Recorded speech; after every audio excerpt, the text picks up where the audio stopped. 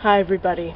It is such a beautiful day out here. You would not believe. It's like May 1st and it's like the height of summer. It's just absolutely beautiful. So I had to come out here to do my review of, oh my god, my mind has to go blank. I Will Be Murdered. Okay. Let me just do this so you're not going to get any glare. This was a good film. But I'm not quite sure what to make of it in the final, run of things. Okay, so this movie is about a lawyer in Guatemala named Rodrigo Rosenberg Marvados. I believe his name was let me just check here. Just one sec. Marzano. So Rodrigo Rosenberg Marzano. And when the film starts, there's like a preamble saying that Guatemala is one of the most violent countries in the world. There's like all kinds of corruption in government, politics, police, everywhere. There's like murders, like just by the droves.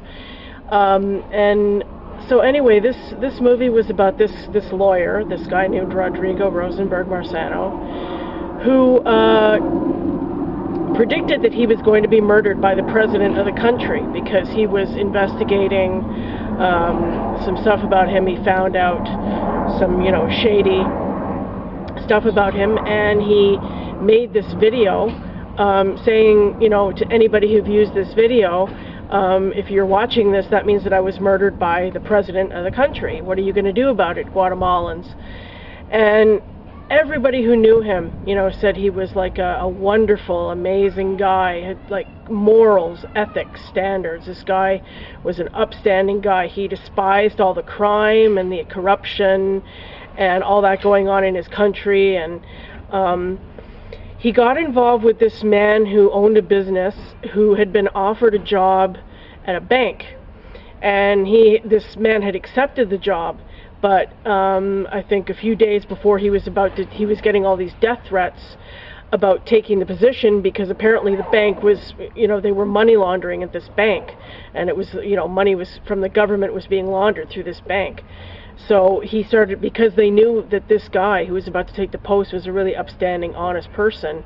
He was getting all these death threats because they knew that he was going to cause them trouble if he got this job, because he was going to look into things and everything. So anyway, this guy was murdered along with his daughter, and apparently his daughter was like an innocent bystander. She was in the car with him at the time, and they hadn't meant to kill her, but she was just there, and so she ended up being murdered as well. So anyway, apparently, they have all these hitmen in Guatemala that get hired to do these hits for people, and the murders never get solved. It's just it's just corruption, through and through. So anyway, this Rodrigo guy was the lawyer for the man who had been murdered. And, he swore that he was going to get to the bottom of it and find out, who murdered him and his daughter and, get justice for them. So anyway, this guy who was supposedly an independent investigator who was not hired by the government. Oh, I should say, I'm skipping over some stuff. When this guy's video was made public after he was murdered, it was all over the news, it was all over the radio, and everybody there was a huge uproar in the country. There were demonstrations on the government buildings, people holding up placards saying, President resign, all this stuff. There was like huge publicity and huge uproar over this case. Everybody wanted this president gone because everybody believed what this guy said on the video. And so anyway, so this independent investigator comes in to investigate Rodrigo's murder. And so he finds out all this stuff. He finds out, there was a car seen on surveillance video. He traces the car back to this gang of hitmen. And then there are all these cell phones. Rodrigo had bought these cell phones and all this, and it was really quite a convoluted story. But anyway, the bottom line is, I don't know if I should reveal this, maybe if you guys see it or not, but anyway. Apparently, the conclusion this investigator came to was that Rodrigo had set up his own murder in order to get, outrage going against the government and to get them to oust this president from the government, because he believed that the murders of this man and his daughter would never be solved and there would never be justice. So he figured, well, if I say that they did it, then something will be done. Now, this was the conclusion this guy came to.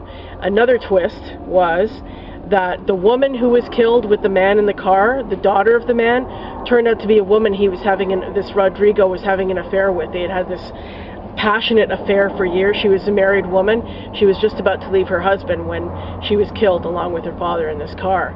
So there, everybody was saying that her death drove him crazy, and that's why he did all these crazy things, like sort of bought these cell phones and kind of set up his own murder.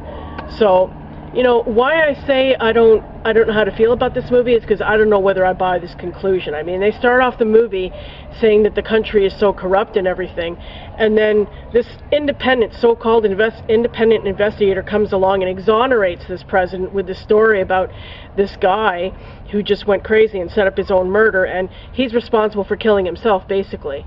That's pretty convenient. That's pretty pat, don't you think? You know? So, I mean, was he just a patsy for this government? Was he, you know, secretly hired by the president to, you know, exonerate, make it look like this was an above-board investigation? I don't know. Apparently, the director was there for a Q&A, but we couldn't stay. We had to leave, unfortunately. So I'm sure somebody in the audience would have asked that question, because I'm sure I wasn't the only one who was left kind of skeptical by this conclusion. I mean, it could be. I mean, this guy could have set it up the way he said he did, but on the other hand, it's, like I said, it's so convenient, you know.